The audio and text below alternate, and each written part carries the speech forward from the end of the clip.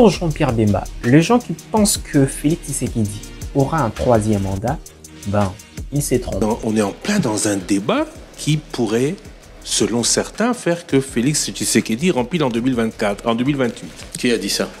Qui a dit ça? Qui a dit ça? Je vous dis, le président est quelqu'un de raisonnable, il n'est pas insensé. Mais si, c'était là ma question, un troisième mandat s'ouvrait à lui, vous le suivrez, vous le suivrez.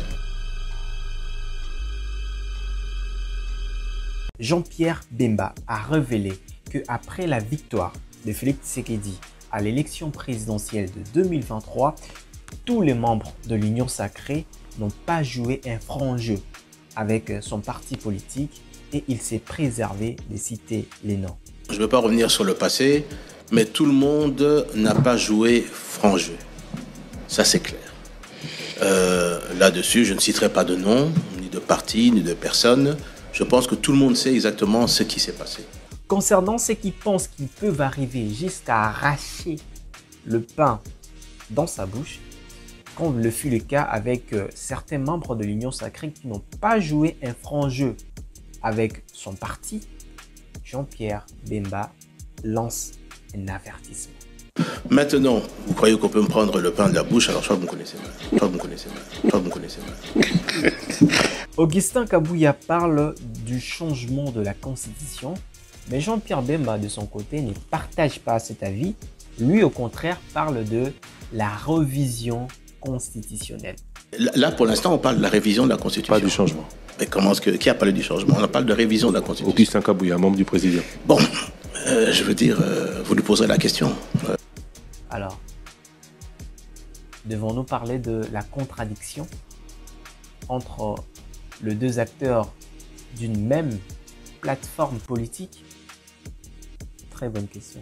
Et enfin, Jean-Pierre Bemba a réaffirmé que c'est lui qui avait gagné l'élection présidentielle de 2006.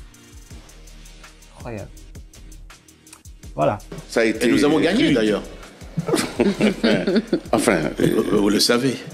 Enfin, en tout cas, la CENI a dit que... Oui, mais proclamé, soyons sérieux. La CENI et la Cour constitutionnelle ont proclamé non. Le président Kabila comme vainqueur. Vous avez juste... Mesdames, Messieurs, bonjour, bienvenue sur ma chaîne YouTube. Aujourd'hui, nous allons vous proposer une analyse exclusive sur l'interview de Jean-Pierre Bemba, cette personnalité politique incontournable de la République démocratique du Congo, qui n'est plus agressif comme avant. Il observe une attitude beaucoup plus tranquille, calme et plus stratégique. Là, c'est mon point de vue. Bon, tu peux contredire si tu veux. Voilà, restez jusqu'à la fin pour découvrir certaines réponses captivantes de Jean-Pierre Bemba. Pourquoi pas de questions piquantes et intéressantes de journalistes. Donc, nous allons vous proposer tout au long de cette vidéo. C'est Pitiems, c'est parti. Commençons avec la question de Christian Lusakouinou. Est-ce que vous êtes encore Union sacrée? Si oui, comment avez-vous vécu tous les revers de votre parti, le MLC? Vous s'est beaucoup senti comme le parent pauvre de l'élection présidentielle? Voilà, lorsqu'on analyse la question de Christian Lusakouinou, on comprend qu'il veut savoir si Jean-Pierre Bemba reste toujours fidèle à l'Union sacrée après les tensions internes qui ont animé cette plateforme politique pendant la désignation des animateurs des institutions dont son parti politique était un tout petit peu écarté. Alors, Christian Lusakouinou veut savoir si cela n'avait pas affecté, soit cela, voilà, n'avait pas, non, je dis la même chose, hein, si cela n'avait pas affecté son engagement au sein de cette plateforme politique. Oui, bon, je ne veux pas revenir sur le passé, mais tout le monde n'a pas joué franc jeu. Ça, c'est clair. Là-dessus, je ne citerai pas de nom, ni de parti, ni de personne. Je pense que tout le monde sait exactement ce qui s'est passé, parce qu'il n'y a pas de secret là-dessus. Cela dit, il faut regarder l'intérêt général au niveau du pays. Là-dessus, c'est ce que je dis au niveau du parti. Il faut regarder l'avant. Maintenant, il y a tous les postes au niveau des bureaux, tant de l'Assemblée qu'au niveau de... Les personnes sont là et elles vont faire leur travail.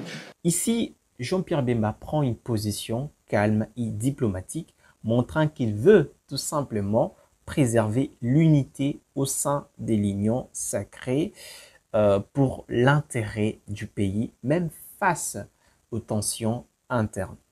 Bon, cela montre sa volonté de travailler efficacement pour l'intérêt du pays, pour l'avancement politique, plutôt que de se laisser entraîner dans de querelles politiques. Vraiment, coup de chapeau au VPM de transport, même si je dois signaler que j'ai pas toujours été d'accord avec ses positions. Mais cette fois-ci, je dois quand même féliciter cette intervention. Ouais. Et ce n'est pas la seule. Alors, passons maintenant à la deuxième question. Je voulais savoir pourquoi le MLC a rejoint l'Union Sacrée. Est-ce justement pour le poste, pour faire allusion, ou c'est vous partagez réellement les mêmes visions? Alors, cette question de la journaliste de la RTNC cherche à comprendre la motivation de Jean-Pierre Bemba et son parti dans leur adhésion au sein de l'Union Sacrée. Donc, qu'est-ce qui a poussé Jean-Pierre Bemba, soit qu'est-ce qui a convaincu Jean-Pierre Bemba de s'adhérer à l'Union Sacrée? J'ai été appelé. J'étais à Guémena, il m'a fait venir. Et nous avons parlé longuement. Il a parlé longuement également avec d'autres leaders aussi. Il a fait un discours, je crois que c'était le 10 décembre, là-dessus, pour changer les choses, pour faire la rupture avec ce qu'était le cash FCC. Et si vous vous souvenez de ce discours du 10 décembre 2020? Oui, exact.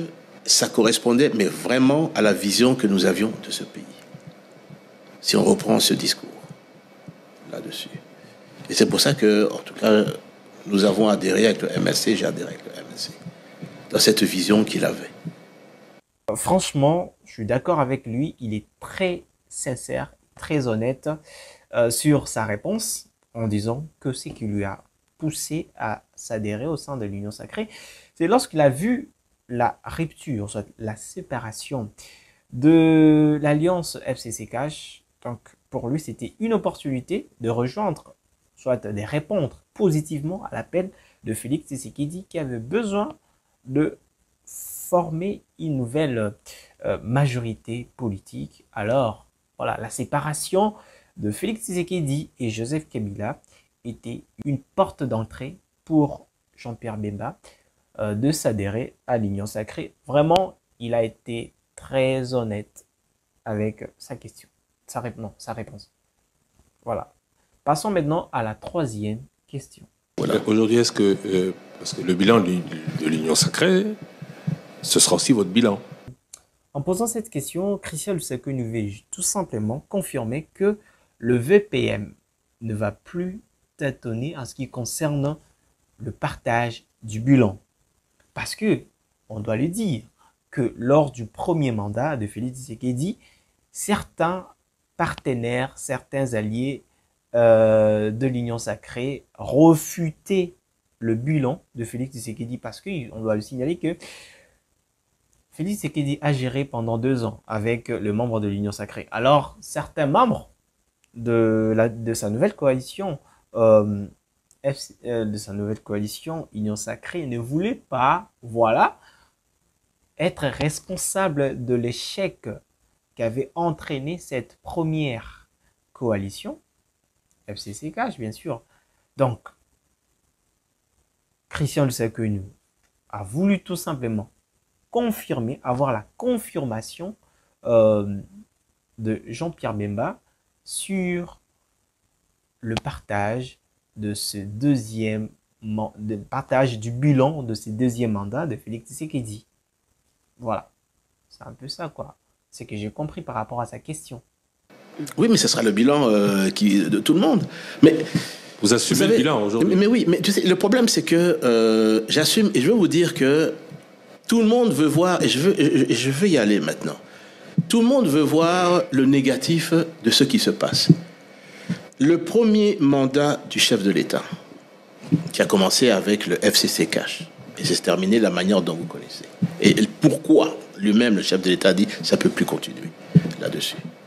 Mais prenons maintenant dans les réalisations de ce pays. En 5 ans, le budget de l'État est passé de 5 à 16 milliards de dollars. 3 fois. Est-ce que beaucoup de pays peuvent se vanter d'augmenter le budget? Deuxièmement, le chef de l'État a décidé de pouvoir mettre en place la gratuité au niveau primaire. Ce sont des enfants, et ça nous l'avons vu parce que j'ai sillonné pour les élections plus de 33 localités.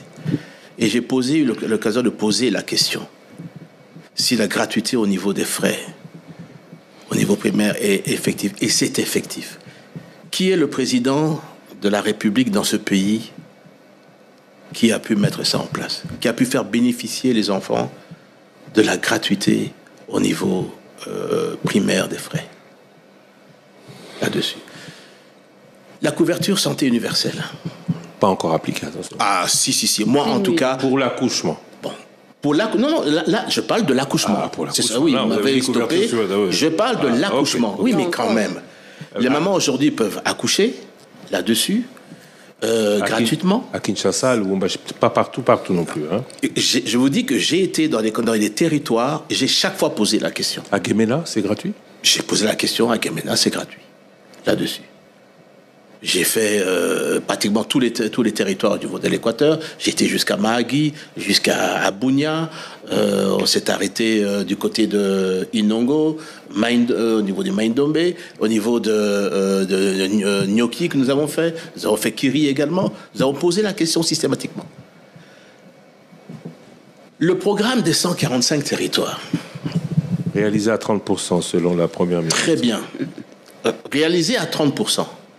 Savez-vous combien d'édifices scolaires, sanitaires ou administratifs ont été construits?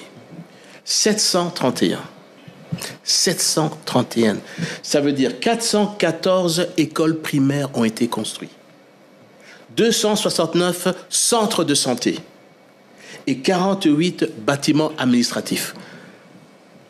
Qui est le président qui a réalisé ça dans ce pays? Il y a encore beaucoup à faire. Mais il y a encore Il y a encore beaucoup à faire. Non, mais madame, j'ai même pas fini. C'est comme si vous me disiez que j'ai dit que c'est terminé, le président a terminé. J'ai dit non. Voilà, sans surprise, Jean-Pierre Bemba assume le bilan de Félix Tshisekedi au regard de succès qu'a accumulé certains programmes du gouvernement, faisant allusion à la gratuité de l'enseignement, la couverture santé universelle, le programme 147 territoires, même si on doit également le dire que ces programmes ne sont pas réalisés à 100%. Par exemple, là, Christian de Sakenu a signalé que le programme 145 territoires est réalisé à 30%. La couverture santé universelle se limite seulement à l'accouchement. Donc, ce sont des avancées qui ne sont pas actuellement, je peux dire, réalisées à 100%, mais ça reste quand même de projets qui ont enregistré, voilà, certaines avancées. On peut dire ça ainsi. Et au regard de ça, regardez tout ça, Jean-Pierre Bemba dit qu'il assume ce bilan.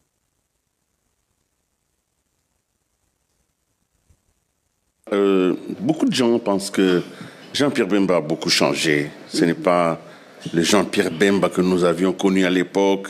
Il a perdu un tout petit peu de son agressivité, de son charisme, parce qu'il encaisse tout. Il encaisse tout, il justifie tout. On peut lui prendre même le pain à la bouche, il laisse faire. Et aujourd'hui, est-ce que c'est quoi? Est-ce que c'est un début des pré-retraites? Jean-Pierre Bemba ne pouvait pas laisser passer quelque chose qui ne lui plaisait pas. Mais qu'est-ce qui s'est passé réellement? Quand vous entendez cela, on dit que vous avez beaucoup changé. Vous n'êtes plus aussi agressif. Ça, c'est vous qui le dites. Vous justifiez énormément votre alliance, quand bien même ils ne sont pas loyaux avec vous, réglo avec vous. Écoutez, Pourquoi moi, une petite colère sur la table peut arranger les choses? Maintenant, la préoccupation de Willy Kalingay repose sur le changement notable dans l'attitude de Jean-Pierre Bemba. Donc, il veut savoir si ces changements est lié, soit cette évolution est liée à une éventuelle retraite politique ou cela est lié à un changement de caractère. écoutez, je ne veux pas vous dire les rapports que j'ai avec dans le présidium, avec les autres membres et avec le chef de l'État qui est le président du présidium. Je connais sa pensée, je sais ce qu'il dit et je sais ce qui se fait. Donc, comme je vous dis, le plus important, c'est que les institutions sont en place là-dessus et que nous y allons et que le programme du gouvernement puisse être mis en place. Ça, c'est le plus important. Maintenant, vous croyez qu'on peut me prendre le pain de la bouche, alors je crois que vous me connaissez mal. Mais alors, vous reconnaissez que vous êtes beaucoup plus calme qu'avant. Vous me connaissiez peut-être, vous allez me dire comment j'étais. Alors. Baïmoto. Le chairman.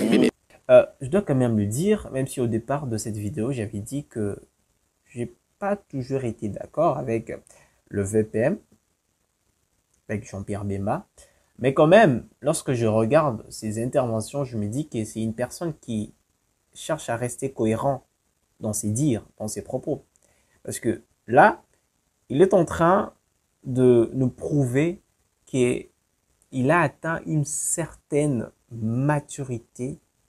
Parce que j'ai vraiment aimé la réponse du VPM, car son attitude actuelle fait preuve de la maturité et de l'adaptabilité par rapport au contexte politique actuel. Parce que contrairement en 2005, en 2006, il a choisi actuellement de rester beaucoup plus calme et se concentrer sur ses objectifs politiques plutôt que de répondre aux provocations, ce qui montre une évolution vers une approche plus stratégique. Aujourd'hui, est-ce que Jean-Pierre Bemba n'a plus cette ambition, par exemple, que candidat 2028? Voilà, bonne question. D'abord, c'est une décision qui doit être prise à un moment donné. Et je ne pense pas qu'aujourd'hui, en 2024, oui. vous pouvez savoir en 2028 comment vous allez prendre votre décision. Ça, c'est un. Deuxièmement, je crois que là, je suis vice-premier ministre chargé des transports, communication et des enclavements. Vous avez parlé toute une série ici de dossiers qui sont sur la table. Je pense que c'est ça qui m'occupe. Et je veux réussir dans ces dossiers-là. C'est la seule chose qui m'occupe pour l'instant. Alors, si on essaie d'analyser la réponse de Jean-Pierre Bemba par rapport à la question de Christian Lusacuenu qui vise ses ambitions politiques. Alors, Jean-Pierre Bemba veut nous faire croire qu'il est pragmatique et il reste focus et concentré sur le tâche actuel, sur la mission que le chef de l'État lui a confiée. Pour le moment, c'est ça qui est prioritaire. Il n'a pas encore réfléchi sur, sur un avenir politique, ou soit sur ce qui va se passer en 2028. Donc, il ne choisit pas de spéculer et de rester concentré sur le présent. Ce qui me pousse à dire qu'il joue bien son rôle de partenaire au sein de l'Union sacrée. Qu'on vous attaque par vos alliés, qu'on vous prenne ce que vous avez en même temps légitimement gagné, vous avez développé une résilience au choc. Non, c'est pas c'est étonnant quand même. Je pense. Mais oui, moi également, je me pose la même question. Est-ce que Jean-Pierre Bemba a développé une capacité d'encaisser sans réagir, même face aux attaques de comment on les appelle, de ses partenaires, soit de ses alliés? Je me demande. Parce que le Jean-Pierre Bemba que nous, on a connu pendant que nous étions encore enfants, moi d'abord, j'avais tellement peur de lui, parce que j'étais enfant, parce qu'on a réussi également à manipuler les médias à l'époque pour nous, Jean-Pierre Bemba, c'était chef de guerre très dangereux. Très, très dangereux. Il y a des histoires comme ça, pareil il y a des histoires sur lui qui m'ont fait peur. Même si je dois dire que mon nom est Jean-Pierre. Je m'appelle Jean-Pierre. Pitié, c'est... Pitié, c'est les diminutifs de Thiémé Jean-Pierre. Ouais. Mon nom complet, c'est Jean-Pierre. Voilà. On peut avancer si vous voulez. Prenons la réponse de Jean-Pierre Bemba. Pas que vous devez... Bon, c'est une perception, ça fait longtemps que je vous ai vu. Hein. Oui, la dernière fois qu'on a fait l'émission, il y a 15 ans maintenant. Oui, voilà. Donc, mais moi, il y a 15 ans, on était dans un autre contexte là-dessus. Je vous suis quand même. On était dans un autre contexte là-dessus. On sortait, je veux dire, de 5 ans de guerre. On était en face des ennemis qu'on combattait hier. Et on était très vigilants. Oui. Aujourd'hui, on est en face, je veux dire, de personnes qui sont civilisées. Bien sûr, il y a des choses qu'on pourrait parler, mais c'est pas ici le lieu de parler. Nous parlons ça, je veux dire, dans la famille, et nous en parlons ouvertement. Et je peux vous dire qu'avec les personnes du Présidium, si vous leur demandez, il m'arrive de ne pas être tendre. Le Présidium existe toujours, hein? Oui, bien sûr. Toujours avec l'ancien président de l'Assemblée qui est de deuxième vice-président. Rien qui a changé. L'ancien président du Sénat qui est deuxième vice-président du Sénat. Le nouveau président... C'est vrai qu'il n'y a pas beaucoup de gens qui sont ajoutés. Hein. Non. Alors, une fois encore, il a fait preuve de la maturité politique. Il nous fait croire qu'il n'a pas perdu sa fermeté. Premièrement. Donc, il a juste choisi de ne pas agir implicitement face aux critiques. Donc, il préfère adopter une approche qui est beaucoup plus mesurée, ce qui peut être vu comme une maturité politique. C'est simple. Alors, après Willy Kalengai, Christian Lusakwenu revient sur sa question. Les ambitions de Jean-Pierre Bemba, candidat 2028, vous avez dit c'est trop tôt, mais aujourd'hui, peut-être avant l'heure, on est en plein dans un débat qui pourrait, selon certains, faire que Félix Tshisekedi rempile en 2024, en 2028. Qui a dit ça? Qui a dit ça? Qui a dit ça? Alors, la question de Christian Lusakwenu, la relance de la question de Christian Lusakwenu, évoque la possibilité d'un troisième mandat pour Félix Tshisekedi.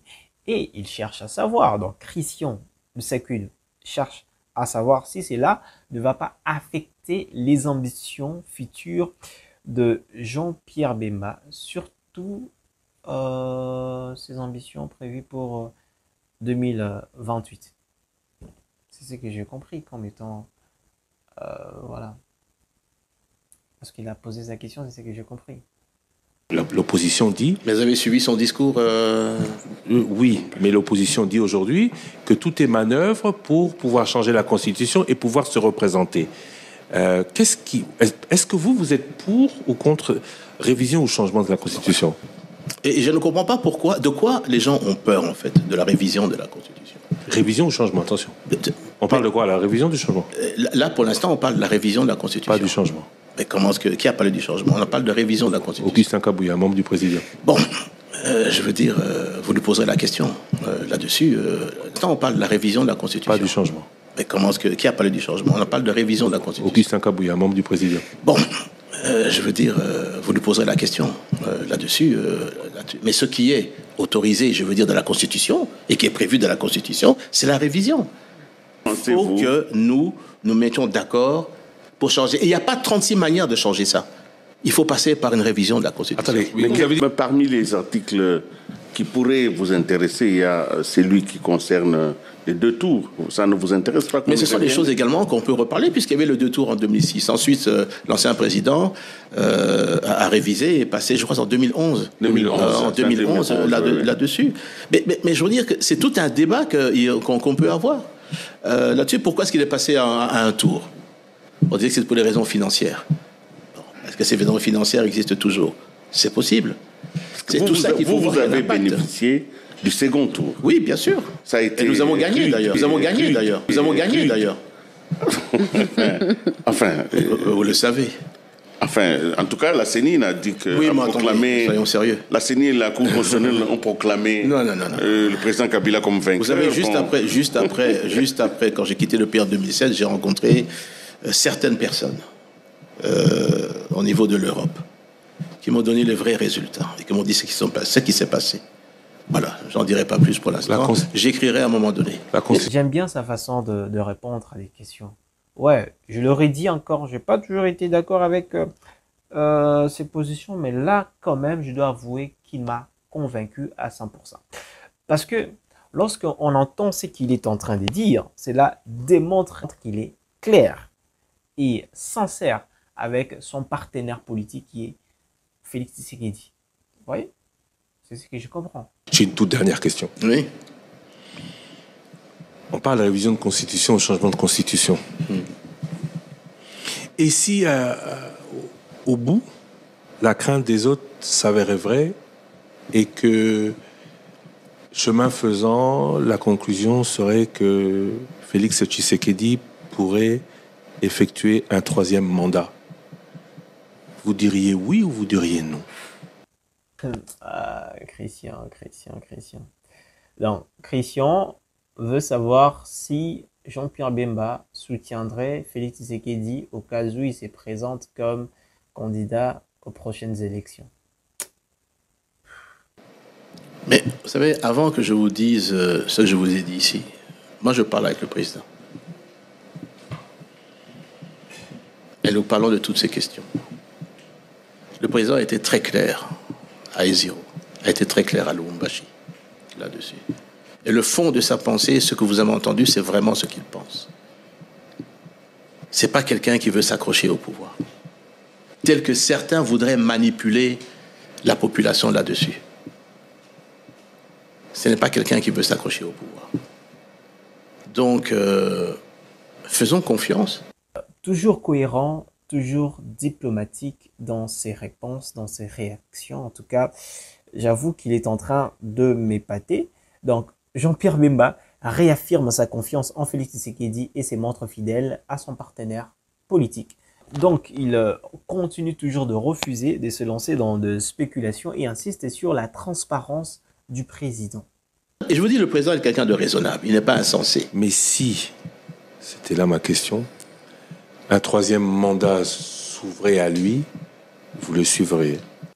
Malgré la réponse, je dirais, convaincante du VPM de transport, Christian Tsekwenou cherche des réponses claires sur la position de Jean-Pierre Bemba concernant un éventuel 3e mandat pour Félix Tshisekedi si la révision de la Constitution le permet. Mais je me demande et je vous demande, moi j'ai entendu ce que le président a dit, encore à Iziro. Il dit, je ne suis pas dans la perspective de ceux qui sont en train de vouloir enflammer le pays. Je n'ai pas demandé un 3e mandat. Il a dit. Il a dit, pas simplement en privé, il a dit en public. Il a dit, mettons en place une commission qui va discuter de ces questions-là. De quoi a-t-on peur?